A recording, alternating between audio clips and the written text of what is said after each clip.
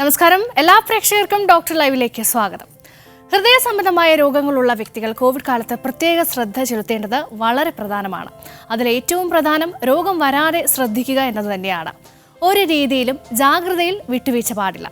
ഇന്ന് ഡോക്ടർ ലൈവിൽ അതിഥിയായി ചേരുന്നു doctor P Muhammad Mustafa, cardiologist, Metromed international cardiac centre. Doctor, സ്വാഗതം ഡോക്ടർ ലൈവിലേക്ക്. വളരെ സന്തോഷമുണ്ട് മീഡിയ വണിൻ്റെ ഈ പ്രോഗ്രാമിൽ പങ്കെടുക്കുന്നതിനും പ്രേക്ഷകരുമായിട്ട് സംവദിക്കുന്നതിനും. ഡോക്ടർ, ഹൃദയ സംബന്ധമായ അസുഖങ്ങളുള്ളവർക്ക് കോവിഡ് ബാധിക്കുമ്പോൾ അവരെന്തൊക്കെ കാര്യങ്ങളാണ് ശ്രദ്ധിക്കേണ്ടത്? അതെ, ഫസ്റ്റ് ഓഫ് ആൾ നമ്മൾ ആദ്യം മനസ്സിലാക്കേണ്ട ഹൃദ്രോഗവും കോവിഡ് എന്ന ഒരു വിഷയത്തെക്കുറിച്ച് സംസാരിക്കുമ്പോൾ ഈ ഹൃദ്രോഗം പല രോഗികളും നമ്മളോട് ചോദിക്കും, ഹൃദ്രോഗമുള്ളവർക്ക് കോവിഡ് വരാൻ സാധ്യത കൂടുതലുണ്ടോ എന്നുള്ളത്. അങ്ങനെ ഒരു തെറ്റിദ്ധാരണ ആളുകൾക്ക് ഉണ്ടായിട്ടുണ്ട്. ശരിക്ക് ഹൃദ്രോഗം ഉള്ളത് കൊണ്ട് കോവിഡ് വരാനുള്ള സാധ്യത കൂടുന്നില്ല. എല്ലാവർക്കും വരാനുള്ള സാധ്യത പോലെ തന്നെ ഹൃദ്രോഗികൾക്കും അത് വരികയുള്ളൂ.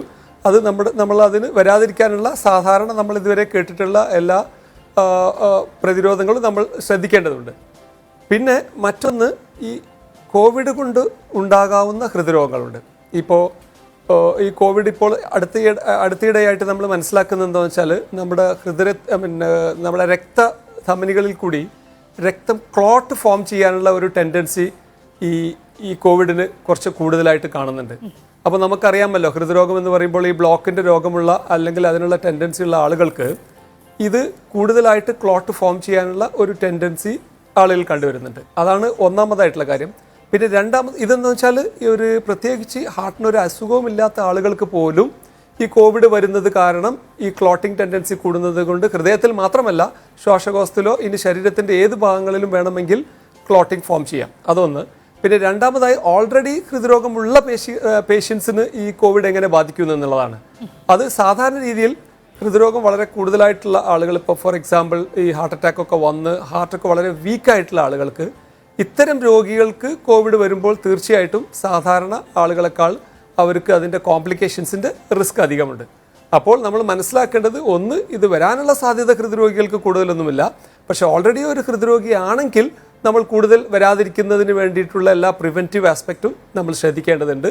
പിന്നെ ഇപ്പോൾ ഈ പുതിയ കോവിഡിൻ്റെ ഈ ജനിതക മാറ്റമൊക്കെ വന്നതിന് ശേഷം പ്രത്യേകിച്ചും ഈ ആളുകളിൽ ഈ ക്ലോട്ടിംഗ് ടെൻഡൻസി കൂടുതലുള്ളത് കൊണ്ട് പല ഹൃദ്രോഗങ്ങളും ഇതുകൊണ്ട് വരാനുള്ള സാധ്യതയുണ്ട്. ഡോക്ടർ, നമുക്കൊരു കോളിലേക്ക് പോകാമെന്ന് തോന്നുന്നു. ചിറയൻ കീഴിൽ നിന്നും കോൺസ്റ്റൻ ഗോമസ് എന്ന പ്രേക്ഷകൻ ടെലിഫോൺ ലൈനിലുണ്ട്. കോൺസ്റ്റൻ, ചോദിക്കാം.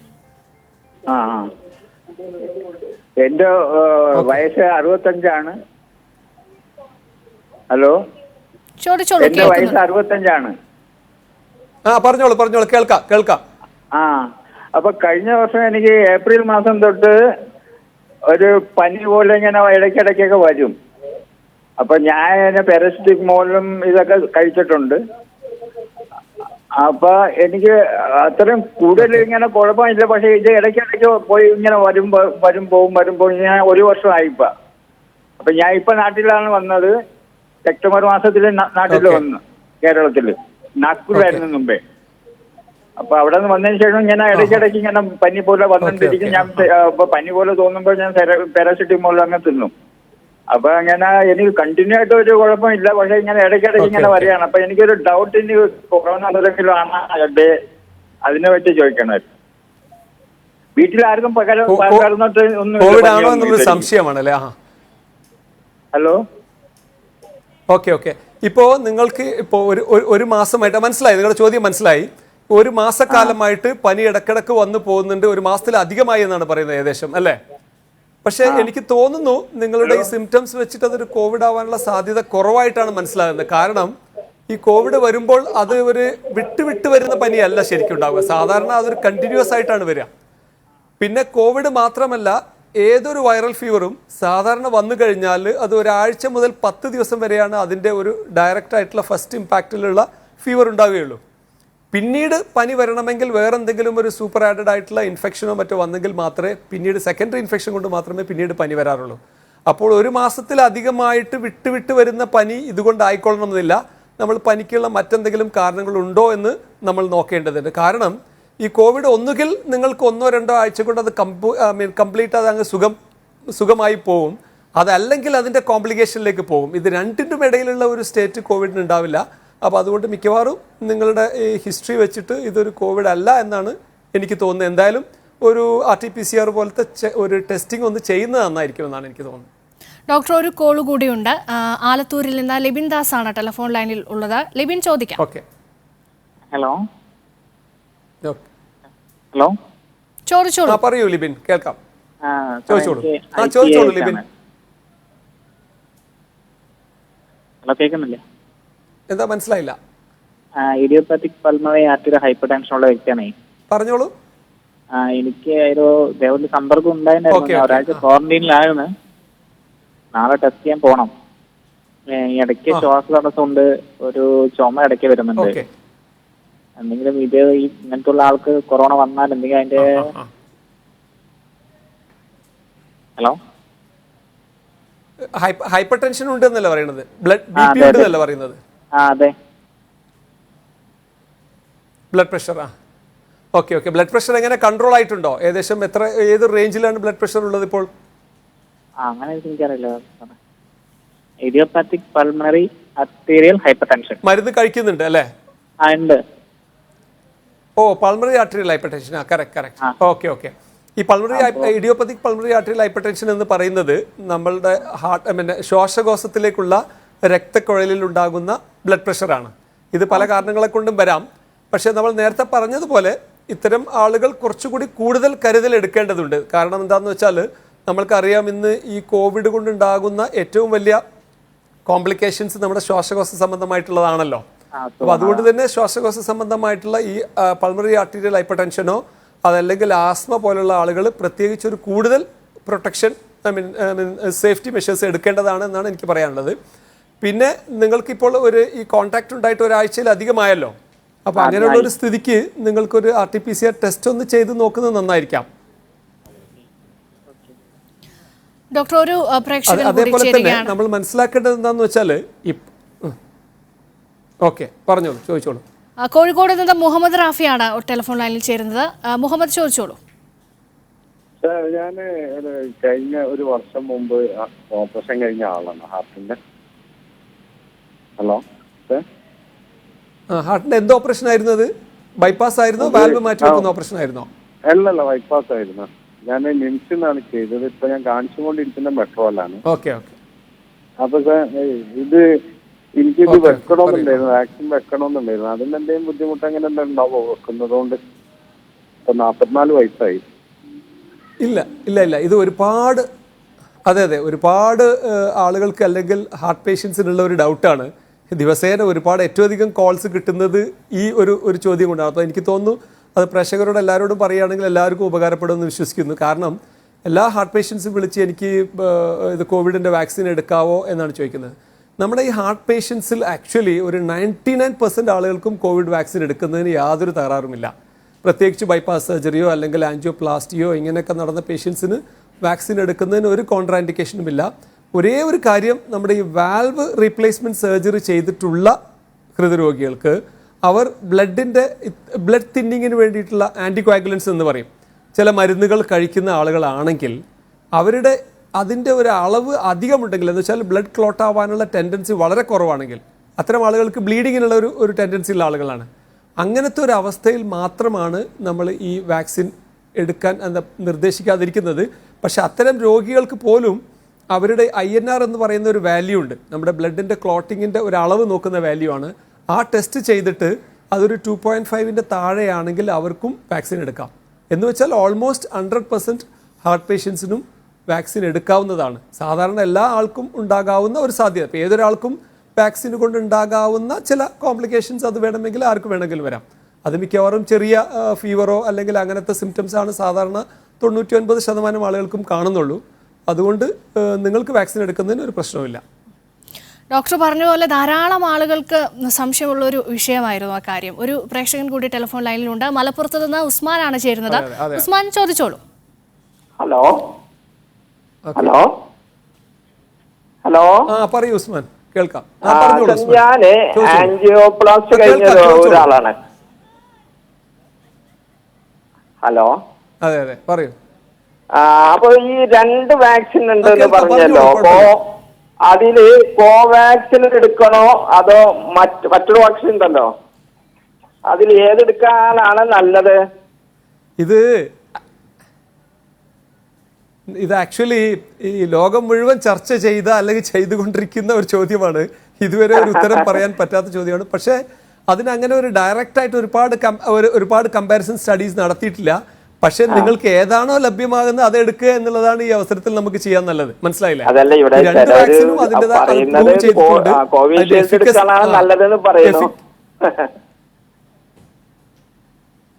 അല്ല, അങ്ങനല്ല.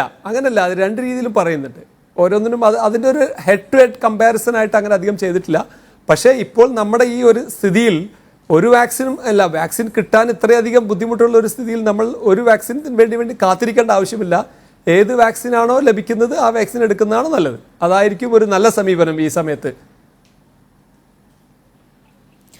ഡോക്ടർ, വീണ്ടും നമുക്ക് കോവിഡും ഹൃദ്രോഗവും എന്ന വിഷയത്തിലേക്ക് വന്നാൽ, ഈ കോവിഡ് വന്നവർക്ക് ഹൃദയ സംബന്ധമായ അസുഖങ്ങൾക്കുള്ള സാധ്യതയുണ്ടോ എന്ന് ധാരാളം ആളുകൾ സംശയം ചോദിക്കുന്നുണ്ട്.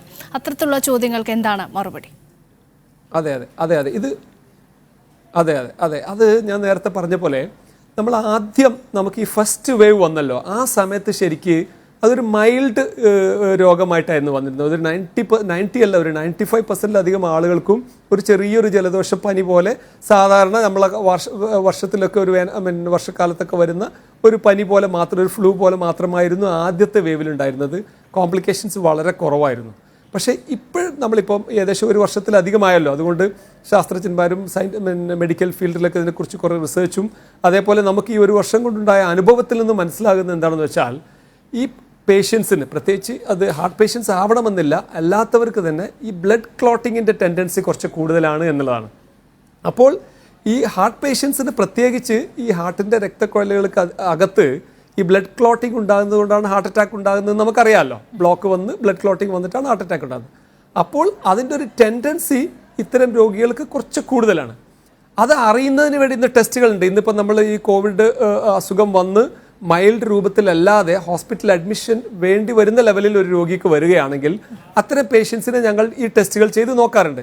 ഫോർ എക്സാമ്പിൾ, ഒരു ഡി ഡൈമർ എന്ന് പറയുന്ന ഒരു ടെസ്റ്റ് ഉണ്ട് ബ്ലഡിൽ. ആ ടെസ്റ്റ് ചെയ്ത് കഴിഞ്ഞാൽ നമുക്കറിയാം ആ രോഗിക്ക് ഈ ക്ലോട്ടിങ്ങിൻ്റെ ടെൻഡൻസി ഉണ്ടോ എന്നുള്ളത്. ഇപ്പോൾ ഫോർ എക്സാമ്പിൾ, ഇത് എല്ലാ പ്രശ്നങ്ങളും എല്ലാവർക്കും ഉണ്ടാവണമെന്നില്ല. നമുക്ക് എല്ലാവർക്കും അറിയാം 90% രോഗികളും ഒരു പ്രശ്നവുമില്ലാതെ ജസ്റ്റ് ഒരു ഫ്ലൂ ആയിട്ട് അങ്ങനെ രോഗം സുഖപ്പെടുകയാണ് പതിവ്. ഈ 10%ലാണ് ഈ പിന്നെ പല പല കോംപ്ലിക്കേഷൻസ് വരുന്നത്. അതിൽ തന്നെ ചില ആളുകൾക്കാണ് ഈ പറഞ്ഞ പോലെ ഡി ഡൈമറിൻ്റെ അളവ് കൂടുകയും അത് ഈ ബ്ലഡിൽ ക്ലോട്ട് ഫോം ചെയ്യുന്നതിൻ്റെ ഒരു ടെൻഡൻസി കൂടുകയും ചെയ്യുന്നത്. അത്തരം ആളുകൾക്ക് ഇപ്പോൾ ഞങ്ങൾ ഈ ക്ലോട്ടിംഗ് ഫോം ചെയ്യാതിരിക്കാനുള്ള മരുന്നുകൾ 2-3 മാസം വരെ ഞങ്ങൾ കൊടുക്കുന്നുണ്ട്. അപ്പോൾ അതാണ് നമ്മൾ ഈ ഒരു ഹൃദ്രോഗ സംബന്ധമായ അല്ലെങ്കിൽ കോവിഡ് കൊണ്ടുണ്ടാകുന്ന ഹൃദ്രോഗത്തിൻ്റെ ഏറ്റവും വലിയ കാരണം. പിന്നെ അതല്ലാതെ വേറെ പല പ്രശ്നങ്ങളും ഉണ്ടാവാം, അതൊക്കെ വളരെ കുറവാണ്. ഇപ്പോൾ ഫോർ എക്സാമ്പിൾ, ഒരു കാർഡിയോമയോപ്പതി എന്ന് പറയുന്ന രോഗം, ഹാർട്ടിൻ്റെ മിടിപ്പിൻ്റെ ശക്തി കുറഞ്ഞു പോകുന്ന രോഗമാണത്. നമ്മുടെ പമ്പിങ് ശക്തി കുറഞ്ഞു പോകുന്ന രോഗം. അതേപോലെ മിടിപ്പിൻ്റെ താളപ്പിഴവുകൾ ഉണ്ടാകുന്ന രോഗങ്ങളുണ്ട്. അപ്പം അത്തരം രോഗങ്ങളൊക്കെ ഇതുകൊണ്ട് വരാം. പക്ഷെ അതൊക്കെ വളരെ കുറഞ്ഞ അളവിൽ മാത്രമാണ് വരുന്നത്. ഇപ്പോൾ ഏറ്റവും കൂടുതലായി കണ്ടുകൊണ്ടിരിക്കുന്നതും അതുപോലെ ഏറ്റവും എല്ലാവർക്കും ഒരു കോംപ്ലിക്കേഷനെ കുറിച്ച് നമ്മൾ ഭയപ്പെടേണ്ടതുമായിട്ടുള്ളത് ഈ രക്തം ക്ലോട്ട് ചെയ്യുക എന്ന ഈ ഒരു ടെൻഡൻസിയാണ്. തിരുവനന്തപുരത്ത് നിന്ന് ഷാഹുൽ ഹമീദാണ് വിളിക്കുന്നത്. ഷാഹുൽ, ചോദിച്ചോളൂ.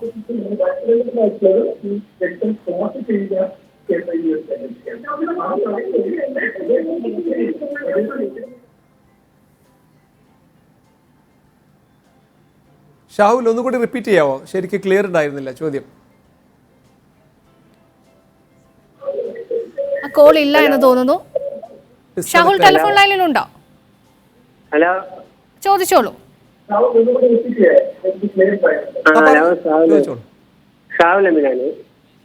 ഹലോ, ടിവിയിൽ ശ്രദ്ധിക്കാതെ ഫോണിൽ ശ്രദ്ധിച്ച് സംസാരിച്ചാൽ നന്നായിരുന്നു. ഹലോ ഹലോ ഹലോ ശരി, നമുക്ക് അടൂരിൽ നിന്ന് റോസമ്മ എന്ന പ്രേക്ഷക ടെലിഫോൺ ലൈനിലുണ്ട്. റോസമ്മ, ചോദിക്കാം. ഹലോ ഹലോ ഞാൻ അടൂരിൽ നിന്ന് റോസമ്മയാണ് വിളിക്കുന്നത്. ചോദിച്ചോളൂ റോസമ്മ. അതായത് എനിക്ക് മാർച്ച് 1-ാം തീയതി ആൻജിയോഗ്രാം ആൻജിയോപ്ലാസ്റ്റി ഒക്കെ ചെയ്തതാ. എനിക്ക് ഒരു ചെറിയതായിട്ടൊരു മൂക്കടപ്പൊക്കെ പോലെ തോന്നിക്കും വൈകിട്ടൊക്കെ. ഞാൻ ഡോക്ടർ എഴുതി തന്ന മരുന്ന് കഴിച്ചോണ്ടിരിക്കുക. പിന്നെ ഇതൊക്കെ വന്നതുകൊണ്ട് പിന്നെ ഡോക്ടറെ അടുത്ത് പോകാൻ പറ്റിയില്ല. എനിക്ക് 8-ാം തീയതി ഡോക്ടറെ കാണേണ്ടതായിരുന്നു. അതുകൊണ്ട് പോകാൻ പറ്റിയിട്ട് ഇങ്ങനെയുള്ള അവസ്ഥയിലിരിക്കുക. ആ മരുന്ന് തന്നെ അങ്ങ് കഴിക്കാൻ മതിയോ വാങ്ങിച്ച് പോകണമെന്നല്ലേ? മനസ്സിലായി. അതെ, റോസ്നയുടെ ഈ ചോദ്യം വളരെ പ്രസക്തമായതാണ്. റോസ്നയ്ക്ക് മാത്രമല്ല, ഒരുപാട് ആളുകൾക്ക്. കാരണം നമുക്കറിയാം, അവർ തൊട്ട് മുൻപോ അല്ലെങ്കിൽ കുറച്ച് സമയങ്ങൾക്ക് മുൻപോ ആൻജിയോപ്ലാസ്റ്റി ചെയ്ത പേഷ്യൻ്റ് ആയിരിക്കും. അപ്പോൾ ആ പേഷ്യൻറ്റ് ഇനി ഇപ്പോഴത്തെ ഈ സാഹചര്യം കൊണ്ട് ഹോസ്പിറ്റലിൽ പോകാൻ കഴിയുന്നുമില്ല. ഈ മരുന്ന് എന്ത് ചെയ്യണം എന്നുള്ളതാണ്. അത് വളരെ ഇമ്പോർട്ടൻ്റ് ആയിട്ടുള്ള കാര്യം എന്താണെന്ന് വെച്ചാൽ, ഈ ആൻജിയോപ്ലാസ്റ്റി ചെയ്ത ആളുകൾ ഈ ബ്ലഡ് തിന്നിങ് മരുന്ന് അവർ നിർത്താൻ പാടില്ല. അവരത് കണ്ടിന്യൂസ് ആയിട്ട് കഴിച്ചുകൊണ്ടിരിക്കണം. അത് ഇനി ഡോക്ടറുടെ അടുത്ത് എപ്പോഴാണോ എത്താൻ കഴിയുന്നത് അതുവരെ നമ്മൾ കഴിച്ചുകൊണ്ടിരിക്കണം. ഇപ്പോൾ ധൃതി പിടിച്ച് ഹാർട്ടിൻ്റെ ബുദ്ധിമുട്ടില്ലെങ്കിൽ നമ്മൾ ഡോക്ടറെ അടുത്ത് പോകേണ്ട ആവശ്യമില്ല. അത് അവോയ്ഡ് ചെയ്തുകൊണ്ട് തന്നെ ഈ ഡോക്ടറെയോ അല്ലെങ്കിൽ ആ ഹോസ്പിറ്റലുമായി ബന്ധപ്പെട്ടിട്ട് ഫോണിൽ കൂടി ബന്ധപ്പെട്ട് ആ മരുന്നുകൾ തുടരുകയാണ് ചെയ്യേണ്ടത്. കാരണം ഇത് വളരെ മുഖ്യമാണ്. കാരണം പല ആളുകൾക്കും ഈ ആൻജിയോപ്ലാസ്റ്റി ചെയ്ത് സ്റ്റെൻറ്റ് പ്ലേസ് ചെയ്ത് കഴിഞ്ഞാൽ ഏകദേശം 1 വർഷത്തോളം ഈ ആൻറ്റിപ്ലേറ്റ്ലെറ്റ്സ് എന്ന് പറഞ്ഞ മരുന്നുകൾ നിർബന്ധമായിട്ടും കഴിക്കേണ്ടതുണ്ട്. അത് കഴിച്ചിട്ടില്ലെങ്കിൽ ഒരു പക്ഷേ ഈ സ്റ്റെൻറ്റ് വീണ്ടും അടഞ്ഞു പോകാനുള്ള സാധ്യത വളരെയധികം കൂടുതലാണ്. അപ്പോൾ അത് പ്രിവെൻറ്റ് ചെയ്യുന്നതിന് വേണ്ടി മരുന്നുകൾ നിർബന്ധമായിട്ടും കഴിക്കണം. നമ്മൾ ഡോക്ടറുടെ അടുത്ത് എത്തിയിട്ടില്ലെങ്കിലും മരുന്ന് അടുത്ത പ്രാവശ്യം ഡോക്ടറുടെ അടുത്ത് എത്തുന്നത് വരെയെങ്കിലും നമ്മൾ തുടർന്ന് കഴിക്കുക എന്നുള്ളത് വളരെ മുഖ്യമാണ്. ശരി, ഒരു കോള് കൂടി ഉണ്ട്. ഓക്കെ, മുഹമ്മദ് റിസ്വാൻ ആണ് ചേരുന്നത്. മുഹമ്മദ് റിസ്വാൻ, ചോദിക്കാം. ഗുഡ് ഈവനിങ് സാറേ. ഹലോ. ചോദിച്ചോളൂ. ഹലോ സാറേ, ഞാൻ എന്റെ ഗ്രാൻഡ് ഫാദർ 75 ഇയേഴ്സ് ഉണ്ട്. ഹലോ. ഓക്കെ, എന്റെ ഗ്രാൻഡ് ഫാദറിന് 75 ഏജ് പറഞ്ഞോളൂ, ചോദിച്ചോളൂ. ഓക്കെ. ഇപ്പൊ കുടിക്കുന്ന ഗുളിക എക്കോസ്പ്രിന് ഗുളിക കുടിക്കുന്നുണ്ട്. ഇപ്പോ മറ്റേ ഹാർട്ടിന്റെ സംബന്ധമായിട്ടുള്ള ചോര ബ്ലഡ് കോട്ടാകാതൊക്കെയുള്ള എക്കോസ്പ്രിന് മരുന്ന് കഴിക്കണം. അവർക്ക് വാക്സിൻ വെക്കാൻ പറ്റുമോ? വെക്കാം. ഞാൻ നേരത്തെ പറഞ്ഞല്ലോ, ഈ ഹാർട്ട് പേഷ്യൻസിൽ ഈ രക്തം കട്ട പിടിക്കാതിരിക്കാനുള്ള ആൻറ്റി കോയാഗുലൻസ് എന്ന് പറയും. ആസ്പിരിൻ എന്ന് പറയുന്നത് ആൻറ്റി പ്ലേറ്റ്ലെറ്റ്സ് എന്ന് പറയുന്ന ഗുളികയാണ്. അത് കഴിക്കുന്നവർക്ക് യാതൊരു തരത്തിലുള്ള കോൺട്രാൻഡിക്കേഷനും ഇല്ല. അവർക്ക് ധൈര്യമായിട്ട് വെക്കാവുന്നതാണ്, പ്രശ്നങ്ങളൊന്നുമില്ല. പിന്നെ ഈ ബ്ലഡ് ക്ലോട്ട് ആവാതിരിക്കാനുള്ള വാൽവ് മാറ്റിവെച്ച ആളുകൾക്കും മറ്റു ചില രോഗികൾക്കും ഞങ്ങൾ ആൻറ്റി കോയാഗുലൻസ് എന്ന് പറഞ്ഞ മരുന്ന് കൊടുക്കുന്നുണ്ട്. ഫോർ എക്സാമ്പിൾ, അവർക്ക് മാസത്തിലൊരിക്കൽ നമ്മൾ അതൊരു ബ്ലഡിൻ്റെ അളവ് നോക്കുന്നതിന് വേണ്ടി INR എന്നൊരു ടെസ്റ്റും ചെയ്യാറുണ്ട്. അത്തരം രോഗികൾക്ക് മാത്രമാണ് ഇത് വെക്കാൻ പാടില്ല എന്നല്ല, അവരുടെ ഈ INRന്റെ ലെവൽ വളരെ ഹൈ ആണെങ്കിൽ മാത്രം ഇത് വെക്കാൻ പാടില്ല എന്നുള്ളതാണ്. നേരെ മറിച്ച് ഈ ആസ്പിരിൻ കഴിക്കുന്നവർക്ക് ഇത് വെക്കുന്നത് കൊണ്ട് ഒരു പ്രശ്നവുമില്ല. മാത്രമല്ല, പറഞ്ഞോളൂ. അപ്പൊ നമുക്കിപ്പോ ഈ മരുന്ന് കുടിക്കുന്നതുകൊണ്ട് പ്രശ്നമില്ല, അപ്പൊ വെക്കണതിന് യാതൊരു തടസ്സമില്ല അല്ലേ? ഒരു പ്രശ്നമില്ല. അത് മാത്രമല്ല, നമ്മൾ മനസ്സിലാക്കേണ്ടത് ഈ കോവിഡിൻ്റെ ഇഞ്ചക്ഷൻ എന്ന് പറയുന്നത് വളരെ ചെറിയൊരു ഇഞ്ചക്ഷനാണ്. ആക്ച്വലി നമ്മൾ TT ഒക്കെ വെക്കുമല്ലോ, ടെറ്റനസ് ടോക്സോയിഡ് എന്ന് പറയുന്നിട്ട് നമ്മൾ സാധാരണ വെക്കുന്ന ആ ഒരു ഇഞ്ചക്ഷൻ്റെ അത്രയേ ഉള്ളൂ. ഇത് വളരെ ചെറിയൊരു ഇഞ്ചക്ഷനാണ്. അതുകൊണ്ട് അവർക്ക് ബ്ലീഡിങ്ങിനോ മറ്റു റിസ്കുകളോ ഒന്നും തന്നെ ഇല്ല. ശരി, നമുക്കൊരു കോള് കൂടിയുണ്ട്. മലപ്പുറത്ത് നിന്ന് ശോഭയാണ് ടെലിഫോൺ ലൈനിൽ ഉള്ളത്. ശോഭ, ചോദിച്ചോളൂ. സാറേ, എന്റെ മോക്ക് വേണ്ടിയിട്ടാണ്. 8ാം ക്ലാസ്സിൽ പഠിക്കുന്ന മോളാണ്. ഹലോ, ഞാൻ എന്റെ മോക്ക് വേണ്ടിയിട്ടാണ്. 8ാം ക്ലാസ്സിൽ പഠിക്കുന്ന കുട്ടിയാണ് മോള്. അമ്മോക്ക് രക്തക്കൊഴലിന്റെ മുഴയും മജ്ജിക്ക് ബ്ലോക്കിൽ ക്യാൻസർ ആണെന്നാണ് ഞങ്ങളോട് ഡോക്ടർ പറഞ്ഞത്. അപ്പൊ ഇഞ്ചക്ഷൻ ഓപ്പറേഷത്തിന് മുമ്പുള്ള ഇഞ്ചക്ഷൻ ചെയ്തതാണ്. അപ്പൊ ഓപ്പറേഷൻ ചെയ്യാൻ ഇപ്പൊ ഈ കൊറോണ ആയതുകൊണ്ട് അങ്ങോട്ട് ചെല്ലണ്ടെന്ന് പറഞ്ഞത് കൊണ്ട് നിൽക്കുകയാണ്. ഇപ്പൊ ഈ വാക്സിൻ കുട്ടിക്കെടുക്കാൻ പറ്റുമോ എന്ന് അറിയാനാണ്. പിന്നെ ബ്ലീഡിംഗ് ഒക്കെ ഉള്ളതാണ്. വാക്സിൻ എടുക്കുന്നത് ഈ രോഗം ബ്ലീഡിംഗ് ഉള്ള ആളുകളാണെങ്കിൽ INR എന്ന് പറയുന്ന ഒരു ടെസ്റ്റ് ഉണ്ട്. INR എന്ന് പറഞ്ഞാൽ ആ ബ്ലീഡിങ്ങിൻ്റെ അളവ് നോക്കുന്ന ടെസ്റ്റാണ്. എന്ന് വെച്ചാൽ നമ്മുടെ ബ്ലഡിൻ്റെ കട്ട പിടിക്കുന്നതിൻ്റെ ഒരു അളവ് അല്ലെങ്കിൽ ബ്ലീഡിങ്ങിൻ്റെ ടെൻഡൻസി അറിയുന്നതിനുള്ള ടെസ്റ്റാണ്. ഈ ടെസ്റ്റ് ചെയ്ത് നോക്കിയിട്ട് അതിൻ്റെ വാല്യൂ വളരെ ഹൈ അല്ല എങ്കിൽ, ഏകദേശം 2.5ന്റെ താഴെയാണെങ്കിൽ അവർക്ക് വെക്കുന്നതിന് പ്രശ്നമില്ല. പക്ഷെ അതേസമയം ഈ വാല്യൂ 2.5 മുകളിലാണെങ്കിൽ ആ കട്ട പിടിക്കാതിരിക്കാനുള്ള ഇഞ്ചക്ഷൻ ഉണ്ടല്ലോ, ഹെപ്പാരിൻ പോലത്തെ ഇഞ്ചക്ഷൻ 1-2 ദിവസത്തേക്ക് നിർത്തിയിട്ട് ശേഷം മാത്രമേ ഇഞ്ചക്ഷൻ വെക്കാൻ പാടുള്ളൂ. കോവിഡ് ഇഞ്ചക്ഷൻ വെക്കാം. അവർക്കും വെക്കാം. ഈ INR വാല്യൂ 2.5 താഴെ വന്നു കഴിഞ്ഞാൽ അവർക്ക് വെക്കാം. അതെ, മോക്കിങ്ങനെ ഇടയ്ക്കൊക്കെ ബ്ലഡ് കയറ്റിക്കൊണ്ടിരിക്കുന്നതാണ്. മനസ്സിലായല്ലോ? ബ്ലീഡിംഗ് ഉണ്ട്, അതിന് കൂടെ ബ്ലഡ് അതെന്നെ പറയുന്നത് അവർ. ശരി ശോഭ. ഡോക്ടർ അവർക്ക് ഈ ബ്ലീഡിംഗ് ടെൻഡൻസി ഉള്ള ഇഞ്ചക്ഷൻസോ മരുന്ന് എടുക്കുന്നത്. ഓക്കെ, ശരി. നമുക്ക് ഇനിയും ധാരാളം കോളുകൾ ഉണ്ട്, ഈ വിഷയത്തെക്കുറിച്ച് കൂടുതൽ സംസാരിക്കാനുമുണ്ട്. ചെറിയൊരു ഇടവേളയിലേക്ക് പോവുകയാണ്, പെട്ടെന്ന് മടങ്ങി വരാം. ഡോക്ടർ ലൈവിലേക്ക് ഒരിക്കൽ കൂടി എല്ലാ പ്രേക്ഷകർക്കും സ്വാഗതം. ഒരു കോള് കൂടിയുണ്ട്. കണ്ണൂരിൽ നിന്ന് സിന്ധു എന്ന പ്രേക്ഷകയാണ് ടെലിഫോൺ ലൈനിൽ ചേരുന്നത്. സിന്ധു, ഡോക്ടറോട് ചോദിക്കാം. ഹലോ ഹലോ സിന്ധു ചോദിച്ചോളൂ. ഹലോ ഡോക്ടർ, എനിക്ക് അലർജിന്റെ ഒരു ഗുളിക ഗ്ലിക്സ് എന്ന് പറഞ്ഞതും പിന്നെ ഒരു തെർമോനൈഡ് എന്ന് പറഞ്ഞ 2 ടാബ്ലറ്റ്സും, തെർമോനൈഡ് എന്ന് പറയുന്നത് വലിക്കുന്നത്, ഗ്ലിക്സ് എന്ന് പറഞ്ഞത് കുടിക്കുന്നത്, അത് രണ്ടും ഉപയോഗിക്കുന്നുണ്ട്. അപ്പൊ എനിക്ക് വാക്സിൻ എടുക്കുന്നതിന് കുഴപ്പമില്ല എന്ന് എന്നോട് ഡോക്ടർ പറഞ്ഞത്. അപ്പോ അതിന് എന്തെങ്കിലും ഞങ്ങൾ ഡോക്ടറെ സാന്നിധ്യത്തിൽ വേണം എടുക്കാൻ വേണ്ടി.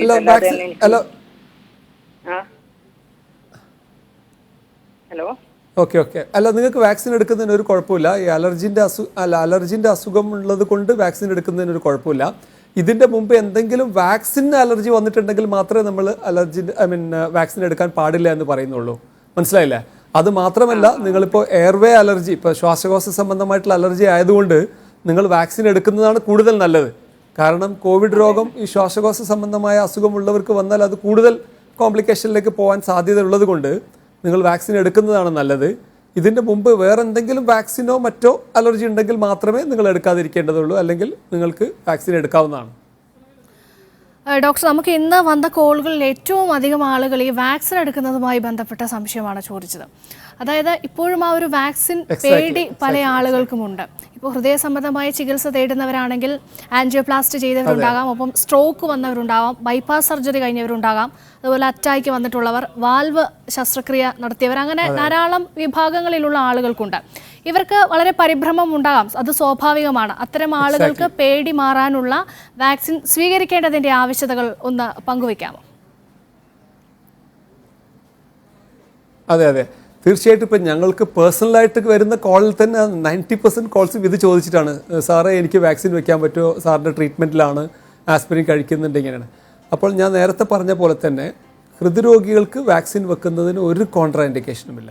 ഒരേ ഒരു സിറ്റുവേഷനിൽ നമ്മൾ വാക്സിൻ വെക്കുന്നതിന് നമ്മൾ കുറച്ചൊന്ന് കോഷ്യസ് ആവണമെന്ന്, അല്ലെങ്കിൽ നമ്മളൊന്ന് ശ്രദ്ധിക്കണമെന്ന് പറയുന്നത് ഈ രക്തം കട്ട പിടിക്കുന്നതിന് തടയുന്നതിനുള്ള ഗുളിക, ആസ്പിരിൻ അല്ല. ആസ്പിരിൻ എന്ന് വെച്ചാൽ ഒരു ആൻറ്റിപ്ലേറ്റ്ലെറ്റ്സ് ഗുളികയാണ്. അതല്ലാതെ വാൽവ് മാറ്റി വെച്ചവർക്ക്, ഒരു ആർട്ടിഫിഷ്യൽ വാൽവ് ഉണ്ടായവർക്ക്, അതല്ലാതെ ഈ പൾമണറി എംബോളിസം എന്നൊക്കെ പറഞ്ഞ രോഗങ്ങളുണ്ടായ ആളുകൾക്ക് ഈ വാർഫാറിൻ അല്ലെങ്കിൽ അസിട്രോം എന്നൊക്കെ പറഞ്ഞ മരുന്നുകൾ കഴിക്കുന്ന ആളുകളുണ്ട്. ഇവർക്ക് മാത്രമാണ്, അവർക്കും വാക്സിൻ വെക്കാൻ പാടില്ല എന്നല്ല, അവരുടെ ഈ മരുന്നിൻ്റെ അളവ് അധികമായിട്ട് കഴിക്കുന്നുണ്ടെങ്കിൽ ആ മരുന്നിൻ്റെ അളവ് ഒന്ന് കുറച്ചതിന് ശേഷം മാത്രമേ വാക്സിൻ വെക്കാൻ പാടുള്ളൂ. അത് അറിയുന്നതിന് ഈ INR എന്ന് പറയുന്ന ഒരു ടെസ്റ്റ് ഉണ്ട്. ആ ടെസ്റ്റിൻ്റെ വാല്യൂ 2.5 താഴെയാണെങ്കിൽ ഇവർക്കും വയ്ക്കുന്നതിന് ഒരു പ്രശ്നമില്ല. എന്ന് വെച്ചാൽ ബൈ ആൻഡ് ലാർജ് നമ്മൾ നോക്കുകയാണെങ്കിൽ 99% ഓഫ് ദി ഹാർട്ട് പേഷ്യൻസിനും വാക്സിൻ വെക്കുന്നതിന് ഒരു പ്രശ്നമില്ല. പിന്നെ ഏതൊരാൾക്കും വാക്സിൻ കൊണ്ടുണ്ടാകാവുന്ന പ്രശ്നം സ്വാഭാവികമായിട്ടും ഒരു ഹാർട്ട് പേഷ്യൻസിനും വരാം.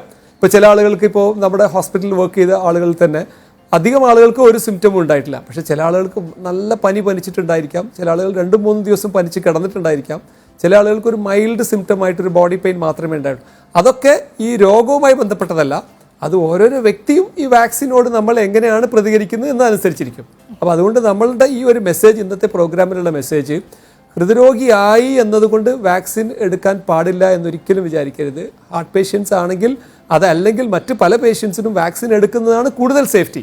കാരണം നമുക്കൊരു കോമോർബിഡിറ്റീസ് ഉണ്ടെങ്കിൽ ഇതിൻ്റെ കോംപ്ലിക്കേഷൻസ് കൂടുതൽ പ്രശ്നത്തിലേക്ക് എത്താമെന്നുള്ളത് കൊണ്ട് ഹൃദ്രോഗികൾ പ്രത്യേകിച്ച് ഈ വാക്സിൻ എടുക്കണം എന്നുള്ളതാണ് എനിക്ക് പറയാനുള്ളത്. ഡോക്ടർ, ഒരു കോൾ കൂടിയുണ്ട്. കൊല്ലത്ത് നിന്ന് രാഹുലാണ് ടെലിഫോൺ ലൈനിൽ ചേരുന്നത്. രാഹുൽ പറയൂ.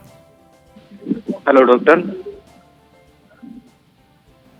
റീസെന്റ് ആണ് WPW സിൻഡ്രോം ഡയഗ്നോസ്ഡ് ആയത്. 20 years ആണ്. അപ്പം ഈ എനിക്ക് വാക്സിൻ എടുക്കുന്നതിൽ വല്ല പ്രശ്നം ഉണ്ടാവുമോ, അതോ ഇനിയിപ്പം കോവിഡ് ഇൻഷുറൻസ് വന്നാൽ വല്ല ഉണ്ടാവുമോ? അല്ല, ഞങ്ങൾ അതിനെക്കുറിച്ചായിരുന്നു ചർച്ച ചെയ്തുകൊണ്ടിരുന്നത്. എല്ലാ ഹൃദ്രോഗികൾക്കും വാക്സിൻ എടുക്കാവുന്നതാണ്. ഈ ബ്ലഡ് ക്ലോട്ട് ആകുന്നതിനുള്ള മരുന്ന് കഴിക്കുന്ന ആളുകൾ മാത്രം അതിൻ്റെ വാല്യൂ കൺട്രോൾ ചെയ്തതിന് ശേഷം എടുക്കണം എന്നുള്ളത്. അപ്പോൾ WPW സിൻഡ്രോം എന്ന് പറയുന്നത് ഹൃദയത്തിൻ്റെ മിടിപ്പുമായി ബന്ധപ്പെട്ട് അല്ലെങ്കിൽ ഹൃദയത്തിൻ്റെ റിതമുമായി ബന്ധപ്പെട്ടിട്ടുള്ള ഒരു രോഗമാണ്. അത് അത്ര വലിയ സീരിയസ് പ്രശ്നമൊന്നുമല്ല. അതിപ്പോൾ നമ്മുടെ ഇലക്ട്രോഫിസിയോളജി ഡിപ്പാർട്ട്മെൻറ്റിൽ അത് ഒരു പെർമനൻ്റ് ആയിട്ട് ക്യൂർ ചെയ്യാൻ പറ്റിയ രോഗം കൂടിയാണ്. നിങ്ങൾ ഒരു ദിവസത്തെ അഡ്മിഷന് വരികയാണെങ്കിൽ അതിനെ അബ്ലേറ്റ് ചെയ്തിട്ട് ആ രോഗം പെർമനൻ്റ് ആയിട്ട് തന്നെ നമുക്ക് സുഖപ്പെടുത്താനുള്ള സംവിധാനങ്ങളുള്ള ഒരു കാലഘട്ടമാണ് ഇപ്പോൾ. മാത്രമല്ല, ഇനിയിപ്പോൾ അത് നിങ്ങൾ അങ്ങനെ അബ്ലേഷൻ ചെയ്ത് സുഖപ്പെടുത്തിയിട്ടില്ലെങ്കിലും നിങ്ങൾക്ക് വാക്സിൻ എടുക്കുന്നതിന് ഒരു പ്രശ്നവുമില്ല, സേഫായിട്ട് എടുക്കാം. ഡോക്ടർ, ഒരു കോള് കൂടിയുണ്ട്. കൊച്ചിയിൽ നിന്ന് വത്സ എന്ന പ്രേക്ഷകയാണ് ചേരുന്നത്. വത്സ, ഡോക്ടറോട് ചോദിക്കാം. ആ കോൾ ഇല്ല എന്ന് തോന്നുന്നു. ഡോക്ടർ, നമുക്ക് വീണ്ടും ഹൃദ്രോഗവും കോവിഡും എന്ന വിഷയത്തിലേക്ക് വന്നാൽ, ഈ കോവിഡ് അതായത് ഹൃദ്രോഗ സംബന്ധമായ അസുഖങ്ങളുള്ള ആളുകൾക്ക് കൃത്യമായ ആശുപത്രിയിൽ പോകേണ്ട സാഹചര്യമുണ്ട്. പക്ഷേ ഇപ്പോൾ ഒരു കോവിഡ് കാലമാണ്. അനിവാര്യമായ സാഹചര്യമായിരുന്നിട്ട് പോലും ഈ കോവിഡ് ഭീതി മൂലം പല ആളുകളും ആശുപത്രിയിലേക്ക് പോകാൻ മടിക്കുന്നുണ്ട്. അത് ധാരാളം പ്രശ്നങ്ങൾ ഉണ്ടാകാനുള്ളൊരു സാധ്യത ഇല്ലേ? തീർച്ചയായിട്ടും അത് വളരെ ഇമ്പോർട്ടൻറ്റ് ക്വസ്റ്റ്യനാണ്. നിങ്ങൾ ആ ചോദ്യം ചോദിച്ചത് വളരെ നന്നായി. കാരണം എൻ്റെ മനസ്സിൽ ഇതിൻ്റെ മുമ്പ് ഉണ്ടായിരുന്ന ഒരു കാര്യമാണ്. കാരണം ഞങ്ങളത് ഫീൽഡിൽ എക്സ്പീരിയൻസ് ചെയ്യുന്ന ഒരു കാര്യം കൂടിയാണ്. കാരണം പ്രത്യേകിച്ച് ഈ പ്രാവശ്യമല്ല, ഇതിൻ്റെ മുൻപത്തെ പ്രാവശ്യം നമ്മുടെ ആ ഫസ്റ്റ് കോവിഡ് വേവ് വന്ന സമയത്ത് ഒരുപാട് ആളുകൾ, അന്ന് നമുക്കറിയാമല്ലോ ഫസ്റ്റ് വേവിൽ ആക്ച്വലി ഭീതി കൂടുതലും രോഗം വളരെ കുറവായിരുന്നു. ഇപ്പോൾ നേരെ ഓപ്പോസിറ്റായി, രോഗം ഒരുപാട് കൂടുതലും ഭീതി കുറവുമായി. അന്ന് ഒരുപാട് ആളുകൾ ഹൃദയത്തിൻ്റെ പ്രശ്നമുണ്ടായിട്ടും ഹോസ്പിറ്റലിൽ വരാതെ ഒരുപാട് അപകടങ്ങൾ ഉണ്ടായിട്ടുണ്ട്. ഫോർ എക്സാമ്പിൾ, ഈ ഹോസ്പിറ്റലിൽ പോകുന്നത് മടി വിചാരിച്ച് അല്ലെങ്കിൽ അതിൻ്റെ പേടി വിചാരിച്ച്, ഹോസ്പിറ്റലിൽ പോയാൽ കോവിഡ് ഉണ്ടാകുമോ എന്ന ഒരു പേടി വിചാരിച്ച് പല ആളുകളും ഹൃദയത്തിൻ്റെ ഒരു ഉദാഹരണത്തിന് ചെസ്റ്റ് പെയിൻ ഉണ്ടായിട്ട് ഹോസ്പിറ്റലിൽ പോകാതെ അവസാനം അതൊരു ഹാർട്ട് അറ്റാക്കായി അതിൻ്റെ കോംപ്ലിക്കേഷൻ എത്തി ഒരു ലാസ്റ്റ് മിനിറ്റിൽ ഞങ്ങളുടെ അടുത്ത് എത്തുന്ന ഒരു സാഹചര്യം ഉണ്ടായിരുന്നു. അതുകൊണ്ട് തന്നെ എല്ലാവരും വളരെ ശ്രദ്ധിക്കേണ്ടത് ഒരു സിഗ്നിഫിക്കൻ്റ് ആയിട്ടുള്ള നല്ല ഒരു സിംറ്റംസ്, ഒരു ഉദാഹരണത്തിന് അസഹ്യമായ ചെസ്റ്റ് പെയിനോ അതല്ലെങ്കിൽ ഹാർട്ട് അറ്റാക്കിന് സാധ്യതയുള്ള സിംറ്റംസ്, ചെസ്റ്റ് പെയിനും അതുപോലെ അതിനോടനുബന്ധിച്ച് വളരെ വിയർത്തൊലിക്കുക, പിന്നെ ശ്വാസത്തിന് അമിതമായ ബുദ്ധിമുട്ടുണ്ടാവുക, ഇത്തരം പ്രശ്നങ്ങൾ ഉണ്ടായിട്ടുണ്ടെങ്കിൽ നിങ്ങൾ കോവിഡിനെ പേടിച്ച് നമ്മളത് ഹോസ്പിറ്റലിൽ പോയി കാണിക്കാതിരിക്കരുത് എന്നാണ് എനിക്ക് പറയാനുള്ളത്. കാരണം ഒരുപാട് ആളുകൾക്ക് ഇത്തരം പ്രശ്നങ്ങൾ അല്ലെങ്കിൽ അവർ ഡിലേ ആക്കുന്നുണ്ട്. നമുക്കെല്ലാവർക്കും അറിയാം ഹാർട്ട് അറ്റാക്കിൽ സമയം വളരെ ഇമ്പോർട്ടൻ്റ് ആണ്. ഒരു ഹാർട്ട് അറ്റാക്ക് ഉണ്ടായ രോഗി എത്രയും നേരത്തെ ഹോസ്പിറ്റലിൽ എത്തുന്നു അത്രയും നേരത്തെ നമുക്ക് അതിനെ ചികിത്സിക്കാൻ കഴിയും. അപ്പോൾ അതുകൊണ്ട് നമ്മൾ അതിനെ നെഗ്ലക്റ്റ് ചെയ്യാതെ ഒരു നെഞ്ഞിൻ്റെ സിംറ്റംസ് കൂടുതലായിട്ടുണ്ടെങ്കിൽ തീർച്ചയായിട്ടും ഹോസ്പിറ്റലിൽ കാണിക്കണം എന്നാണ് എനിക്ക് പറയാനുള്ളത്. ഡോക്ടർ, ഒരു കോൾ കൂടിയുണ്ട്. കൊല്ലത്ത് നിന്നും ഉദയനാണ് ടെലിഫോൺ ലൈനിൽ ചേരുന്നത്. ഉദയൻ, ഡോക്ടറോട് ചോദിക്കാം. ഹലോ ഹലോ പറഞ്ഞോളൂ, കേൾക്കുന്നുണ്ട്. ഉദയൻ ചോദിച്ചോളൂ. ഹലോ സാറേ, ഞാൻ ഈ ബൈപ്പാസ് ഓപ്പറേഷൻ കഴിഞ്ഞിട്ട് ജൂൺ 16 5 കൊല്ലമാകാൻ പോകുന്നു. ഹലോ ഹലോ ഓക്കെ, പറഞ്ഞോളൂ, മനസ്സിലായി. ബൈപ്പാസ് ഓപ്പറേഷൻ 16 5 കൊല്ലമാകാൻ പോകുന്നുണ്ട്. അത് എന്റെ ഇടത്തെ സൈഡ് ഈ മസിലിന്റെ ഭാഗവും ഇടത്തെ സൈഡ് ഇടത്തെ കാലിനൊരു തുടുപ്പം,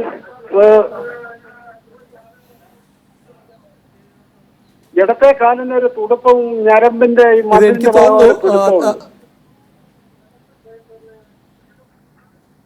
ഓക്കെ എനിക്ക് തോന്നുന്നു ഇത് കോവിഡുമായി ബന്ധപ്പെട്ട ചോദ്യമല്ല.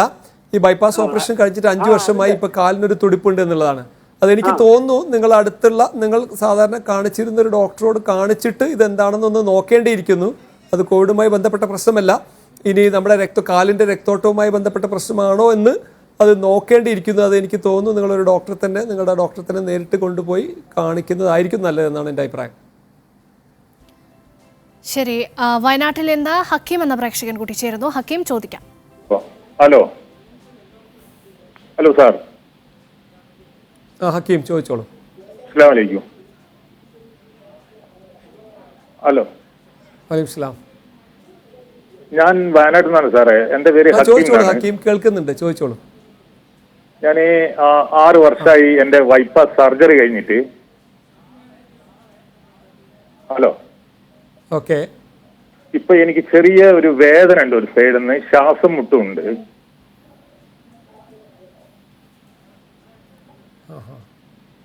ഹലോ, നിങ്ങൾക്ക് ചുമയോ അല്ലെങ്കിൽ പനിയോ ഈ കോവിഡിന്റെ സിംറ്റംസ് വല്ലതും ഉണ്ടോ? കോവിഡുമായി ബന്ധപ്പെട്ടിട്ടുള്ള സിംറ്റംസ് വല്ലതും ഉണ്ടോ? അതല്ലാതെ ജസ്റ്റ് ഒരു പനിയും ശ്വാസം ഓക്കെ, ഒരു ചെറിയൊരു ബൈപ്പാസ് അങ്ങനെ ഇപ്പൊ നിങ്ങൾ 4-5 വർഷമായല്ലോ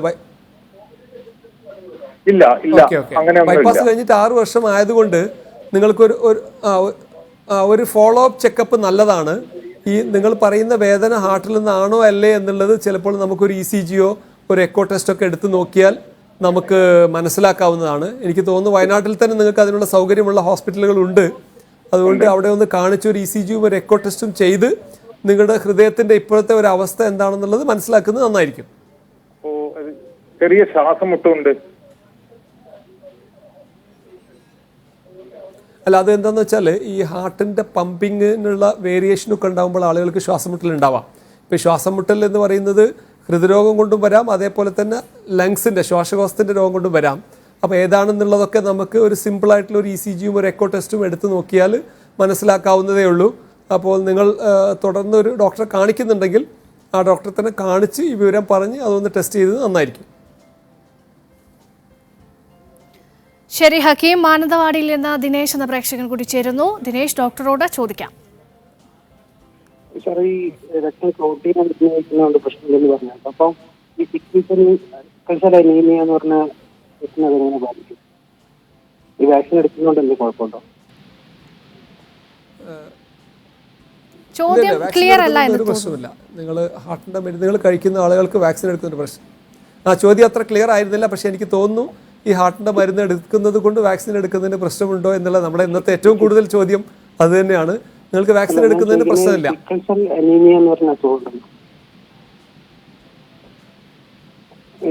ലൈക്കോസ്പിൻ കഴിക്കുന്നവർക്ക് വാക്സിൻ എടുക്കുന്നതിന് പ്രശ്നമില്ല.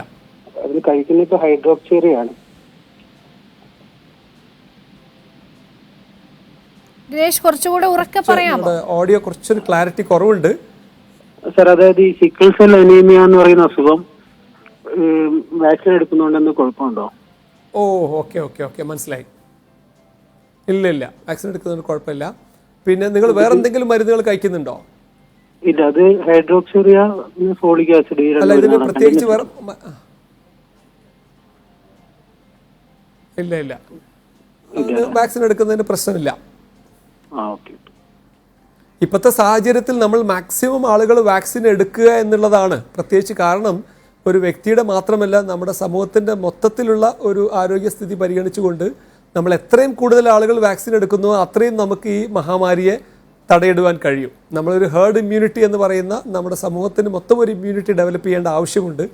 അങ്ങനത്തെ ഒരു സ്റ്റേജിൽ നമ്മൾ എത്തിയാൽ മാത്രമേ ഈ മഹാമാരി വിട്ടു പോവുകയുള്ളൂ.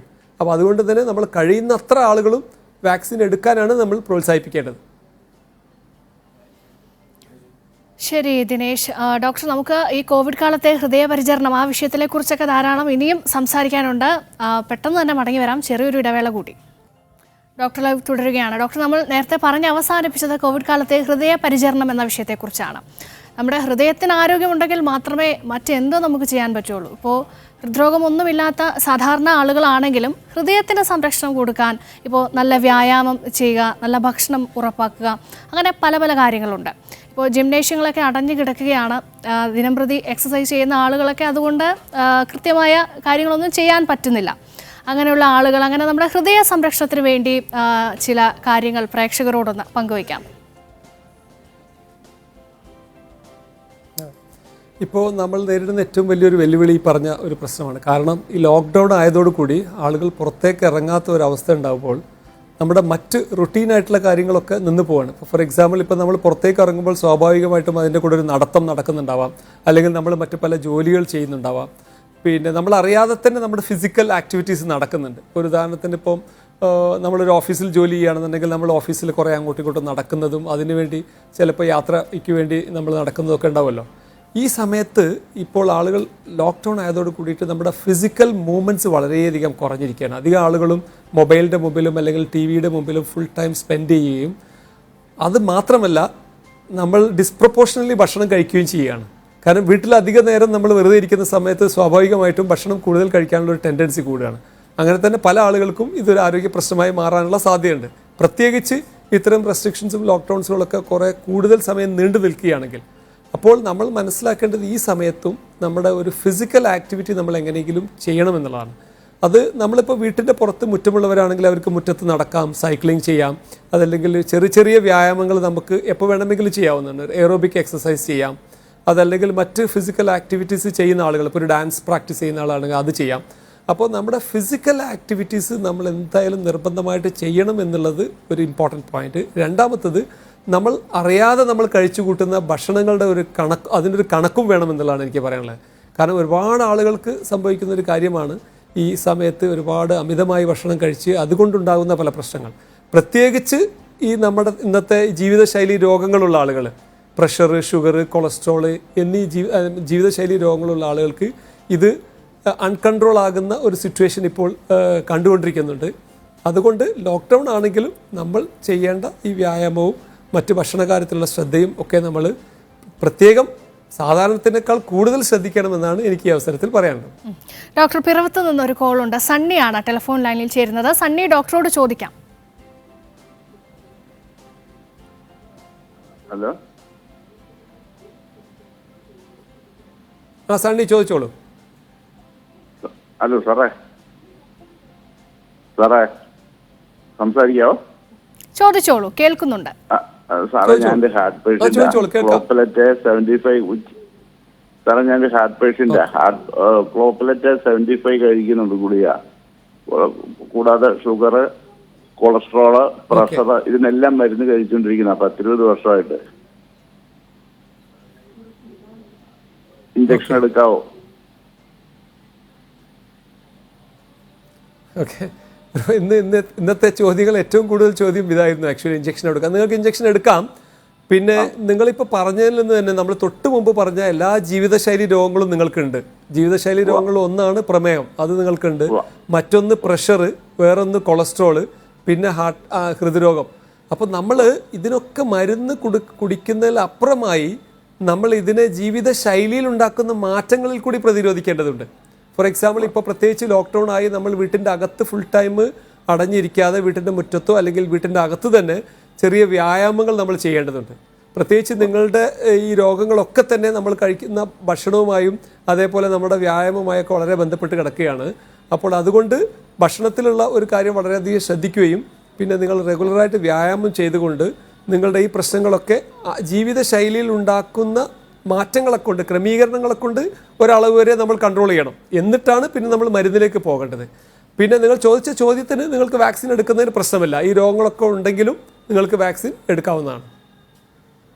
ശരി, സൺഡേ പാലക്കാട് നിന്ന് ഭരതൻ എന്ന പ്രേക്ഷകൻ കൂടി ചേരുന്നു. ഭരതൻ, ചോദിച്ചോളൂ.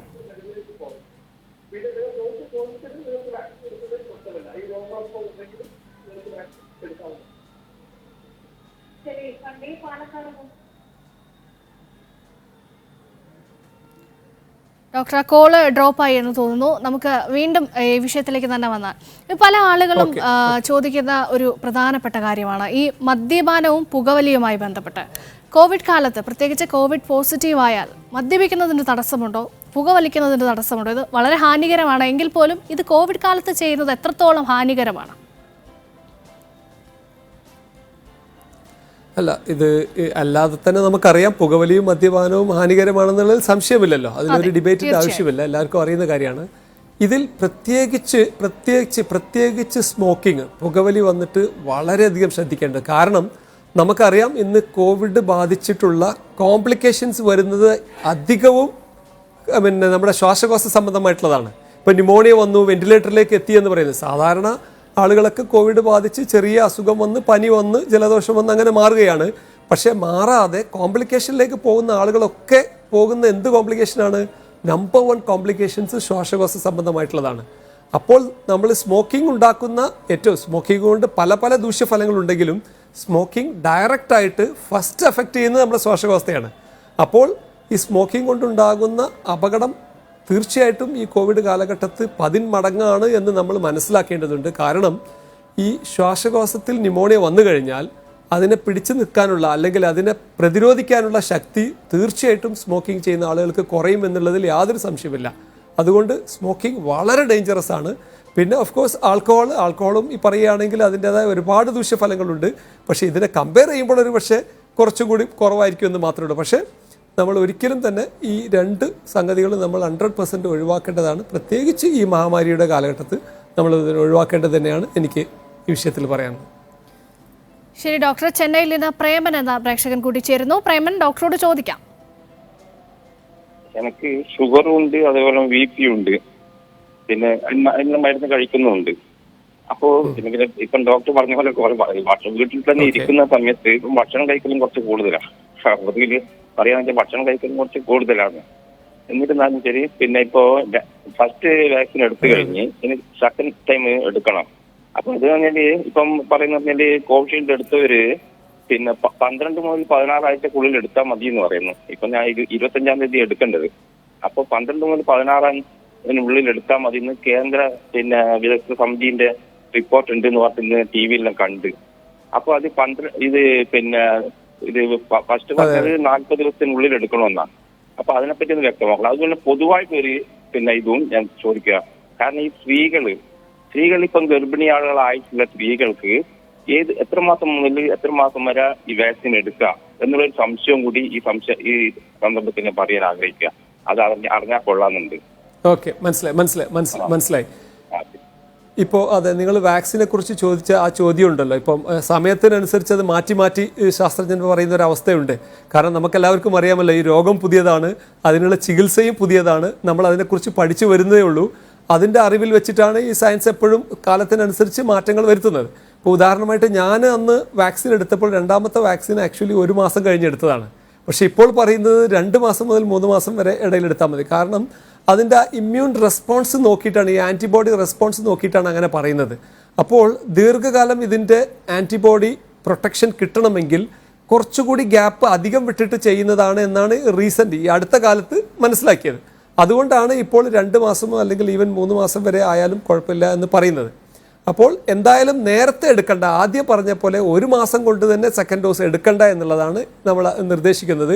ഇനി രണ്ടാമത്തെ ഡോസ് കിട്ടുന്നതിന് എന്തെങ്കിലും ബുദ്ധിമുട്ടുണ്ടായാലും അത് എപ്പോഴാണോ കിട്ടുന്നത് ആ സമയത്ത് എടുക്കുന്നത് നല്ലത് തന്നെയാണ്. അതിലൊരു യാതൊരു സംശയവുമില്ല.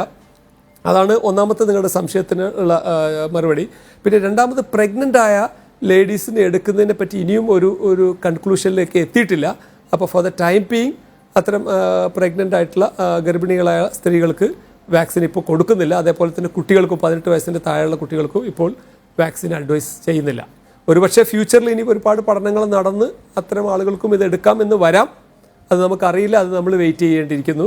അതുകൊണ്ട് തന്നെ പ്രത്യേകിച്ച് ഗർഭിണികളായ ആളുകൾ, കുട്ടികളൊക്കെ തന്നെ നമ്മൾ ഈ ഒരു പ്രൊട്ടക്ഷൻ മാക്സിമം ശ്രദ്ധിക്കുക എന്നാണ് ഈ അവസരത്തിൽ നമുക്ക് പറയാനുള്ളത്. അപ്പോൾ നമ്മൾ മാക്സിമം മറ്റുള്ള ജനസമ്പർക്കം ഒഴിവാക്കുകയും ഇനി അഥവാ മറ്റുള്ള ആളുകളുമായി എന്തെങ്കിലും ഒരു സമ്പർക്കം ഉണ്ടാകുകയാണെങ്കിൽ തന്നെ നമ്മൾ മാസ്ക് ഉപയോഗിക്കുകയും അകലം പാലിക്കുകയും ചെയ്യുകയാണെങ്കിൽ തീർച്ചയായിട്ടും നമുക്ക് ഈ വൈറസിനെ പ്രതിരോധിക്കാൻ കഴിയുമെന്നുള്ളതിൽ യാതൊരു സംശയവുമില്ല. ഏറ്റവും അധികം പ്രൂവ് ചെയ്യപ്പെട്ട കാര്യം അതാണ്. മാസ്കും അതേപോലെ തന്നെ നമ്മളൊരു സാമൂഹിക അകലം പാലിക്കുക എന്നുള്ളത്. അപ്പോൾ പ്രഗ്നൻ്റ് ആയിട്ടുള്ള ലേഡീസ് ഈ സമയത്ത് ചെയ്യേണ്ടത് അതാണ്. അവർ മറ്റ് അങ്ങാടികളിലേക്കോ അല്ലെങ്കിൽ മറ്റാൾ തിരക്കുള്ള സ്ഥലങ്ങളിലേക്ക് പോകാതിരിക്കുക എന്നുള്ളതാണ് ഈ അവസരത്തിൽ അവർ ചെയ്യേണ്ടത്. ഡോക്ടർ, ഈ കോവിഡ് കാലത്തെ മാനസിക ആരോഗ്യം വളരെ പ്രധാനപ്പെട്ടതാണ്. മാനസിക സമ്മർദ്ദം കുറയ്ക്കുക എന്നുള്ളത് അതിപ്രധാനമാണ്. അപ്പോൾ അതിനുവേണ്ടി ചെയ്യാൻ സാധിക്കുന്ന കാര്യങ്ങൾ എന്തൊക്കെയാണ്? തീർച്ചയായിട്ടും നമുക്കറിയാം, ഇപ്പോൾ ഏതൊരു രോഗം വരികയാണെങ്കിലും രോഗത്തിനെ പ്രതിരോധിക്കാനുള്ള ശക്തിയുടെ ഒരു പങ്ക് നമ്മുടെ മനസ്സും കൂടിയാണ് വഹിക്കുന്നത്. നമ്മളൊരു സ്ട്രോങ് ഹാർട്ടഡ് ആയിട്ടുള്ള ഒരാളാണെങ്കിൽ ചിലപ്പോൾ വളരെ ബുദ്ധിമുട്ടുള്ള രോഗത്തിനെ നമുക്ക് പ്രതിരോധിക്കാൻ കഴിയും. അപ്പോൾ മാനസികാരോഗ്യം വളരെ ഇമ്പോർട്ടൻ്റ് ആണ് എന്നുള്ളതിൽ യാതൊരു സംശയമില്ല. അപ്പോൾ ഇത് നമുക്ക് ഉണ്ടാക്കിയെടുക്കാൻ നമുക്ക് പറ്റുന്നത് എന്താണെന്ന് വെച്ചാൽ, ഒന്നാമതായിട്ട് നമ്മൾ നേരത്തെ പറഞ്ഞ പോലെ തന്നെ നമ്മുടെ ഈ ജീവിതശൈലിയിൽ എപ്പോഴും നമ്മൾ ആ ഒരു നിയന്ത്രണം ഉണ്ടാക്കുക എന്നുള്ളതാണ്. ഇപ്പോൾ റെഗുലറായിട്ടുള്ള നമ്മൾ എക്സസൈസ് ചെയ്യുന്നത്, തീർച്ചയായിട്ടും ഒരു എയറോബിക് എക്സസൈസ് ചെയ്യുന്നത് നമ്മുടെ ഒരു പ്രതിരോധ ശക്തിയെ വർദ്ധിപ്പിക്കുക മാത്രമല്ല നമ്മുടെ മനസ്സിന് കൂടുതൽ ആരോഗ്യമുണ്ടാകുന്നതിനും അത് നന്നാവും. നമ്മൾ ഒരു റൂമിൻ്റെ അകത്ത് ഒറ്റയ്ക്ക്, പ്രത്യേകിച്ച് വീടുകളിലല്ലാതെ ഒറ്റയ്ക്ക് കഴിയുന്ന, പ്രത്യേകിച്ച് പ്രവാസികളൊക്കെ ഒറ്റയ്ക്കൊരു റൂമിൽ കഴിയുന്ന ഒരുപാട് ആളുകളുണ്ട്. അവർക്കൊക്കെയാണ് ഈ കൂടുതൽ മാനസിക സംഘർഷം കൂടുതലായി കാണുന്നത്. ഇപ്പോൾ ഒരു ഫാമിലി ആയിട്ട് ഒരു വീട്ടിൻ്റെ അകത്ത് താമസിക്കുമ്പോൾ അറ്റ്ലീസ്റ്റ് നമ്മൾ നമ്മുടെ ഫാമിലി മെമ്പേഴ്സിനോട് ഇൻറ്ററാക്ട് ചെയ്യുന്നത് കൊണ്ട് മാനസിക പിരിമുറുക്കം ഒരുപക്ഷെ നമുക്ക് കുറവായിരിക്കാം. പക്ഷേ ഒറ്റയ്ക്ക് താമസിക്കുന്ന പ്രത്യേകിച്ച് പ്രവാസി സമൂഹത്തിലൊക്കെ ഒരുപാട് മാനസിക പ്രശ്നങ്ങൾ ഉണ്ടാകുന്നുണ്ട്. ഇത്തരം ആളുകൾക്ക് ചെയ്യാവുന്നത് ഒന്ന്, ഞാൻ നേരത്തെ പറഞ്ഞ പോലെ നമ്മുടെ എക്സസൈസും കാര്യങ്ങളും ഡയറ്റും ഒക്കെ ശ്രദ്ധിക്കുക. പിന്നെ നമുക്ക് ചെയ്യാവുന്നത് മറ്റൊന്ന് ബ്രീത്തിങ് എക്സസൈസാണ്. നമ്മൾക്കെല്ലാവർക്കും അറിയാം ഈ പ്രാണായാമം പോലുള്ള ഒരു ബ്രീത്തിങ് എക്സസൈസ്, ഒരു ഡീപ്പായിട്ട് നമ്മൾ ബ്രെത്ത് ഉള്ളിലേക്ക് എടുത്ത് പതുക്കെ വിട്ടിട്ടുള്ള ആ ഒരു എക്സസൈസ് ഡെയിലി നമ്മളൊരു 5 മിനിറ്റൊക്കെ നമ്മൾ ചെയ്യുകയാണെങ്കിൽ അത് നമ്മുടെ മാനസിക പിരിമുറുക്കം കുറയ്ക്കുന്നതിന് വേണ്ടി വളരെ പ്രയോജനപ്പെടും. പിന്നെ ഒരു ദൈവവിശ്വാസമുള്ള ആളുകളാണെങ്കിൽ നമ്മൾ പ്രാർത്ഥനയും അതേപോലെ ദൈവത്തിൽ ഭരമേൽപ്പിക്കുക എന്ന് പറയുന്ന ആ ഒരു മനസ്സും ഉണ്ടെങ്കിൽ ഒരുപാട് ആളുകൾക്ക് ഇത്തരം സാഹചര്യങ്ങൾ, മാനസിക സംഘർഷം ഒരുപാട് കുറയ്ക്കാൻ കഴിയും. ഈ ധ്യാനം ചെയ്യുന്നവർ, അല്ലെങ്കിൽ പ്രയർ ചെയ്യുന്നവർ, നമസ്കരിക്കുന്നവർ, ദുആ ചെയ്യുന്നവർ, അതേപോലെ തന്നെ ഈ ബ്രീത്തിങ് എക്സസൈസ് ചെയ്യുന്നവർക്കൊക്കെ തന്നെ ഒരുപാട് മാനസിക പിരിമുറുക്കത്തെ കുറയ്ക്കാൻ. ശരി ഡോക്ടർ, സമയപരിമിതി കൊണ്ട് മാത്രം ഞാൻ ഇടപെടുകയാണ്. എന്നാണെങ്കിലും നന്ദി അറിയിക്കുകയാണ് ഡോക്ടറുടെ ഈ വിലയേറിയ സമയത്തും ഇത്രയും സമയം നമ്മുടെ പ്രേക്ഷകർക്കൊപ്പം ചിലവിട്ടതിന് നന്ദി.